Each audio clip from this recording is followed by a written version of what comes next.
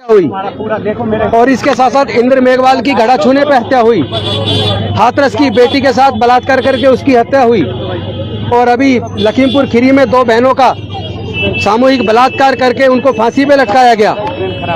मध्य प्रदेश के अंदर होली के दिन होलिका का पूजा करने पर दलित महिला को होलिका में जला दिया गया।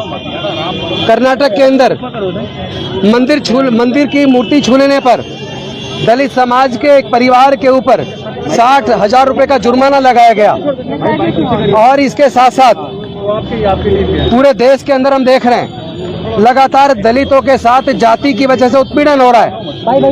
एक आईपीएस ऑफिसर जिनकी पत्नी आईएफएस ऑफिसर हैं, उनकी शादी थी तो पूरे गांव में उनको धमकी दी गई राजस्थान के अंदर, अगर घोड़ी पे बारात निकालोगे तो तुम्हें हम जिंदा नहीं छोड़ेंगे। मजबूरी में उस आईपीएस ऑफिसर को, चूंकि वो आईपीएस थे, उन्होंने अपने उच्च अधिकारियों से बात की तो राजस्थान के उस गांव को छावनी में तब्दील किया। अगर भारत के अंदर एक आईपीएस ऑफिसर जिनकी पत्नी आईएफएस ऑफिसर हैं, उनको अपनी बारात घोड़ी पर निकालने के लिए इतनी धमकी दी जा रही है और उसको पुलिस की इतनी बड़ी मदद लेनी पड़ती, गांव को छावनी बनाना पड़ता है, तो मेरा यह मानना है कि जिस तरह जो परिस्थितियां डॉक्टर बाबा साहेब अम्बेडकर के सामने उस वक्त थी, जिन परिस्थितियों में जातिगत भेदभाव उत्पीड़न की वजह से उन्होंने उस वक्त ये निर्णय लिया कि उन्होंने बौद्ध धर्म की दीक्षा ली और वो 22 प्रतिज्ञाएं उन्होंने समाज के लाखों लोगों को दी।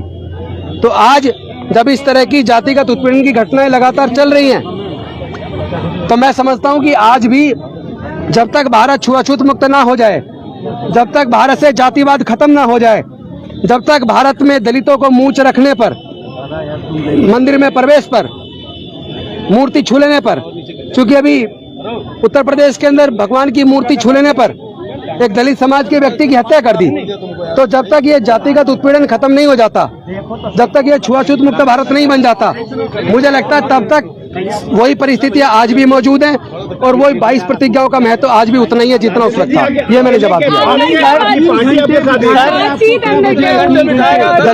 अकेले कैसे लड़ेंगे? आपकी पार्टी तो आपके साथ ही नहीं नजर आ रही है। दलितों के साथ जब भी कोई जुर्म होता है तो देश की सारी पार्टियां और उनके बड़े नेता चुप्पी साध लेते हैं। दलितों को अपनी लड़ाई खुद लड़नी पड़ती है और हम लड़ेंगे, हम डरने वाले लोग नहीं है। क्या आप आम आदमी पार्टी से अलग कर लेंगे आप, क्योंकि एक भी कार्यकर्ता मौजूद नहीं था यहाँ पे?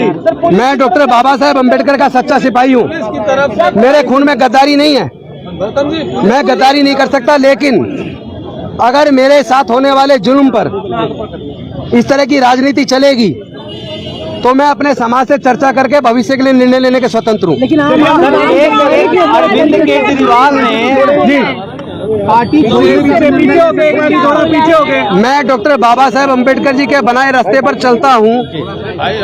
मैं समता सैनिक दल का जवान हूँ। मैं भारतीय बौद्ध महासभा मिशन जय भीम का एक सच्चा कार्यकर्ता होने के नाते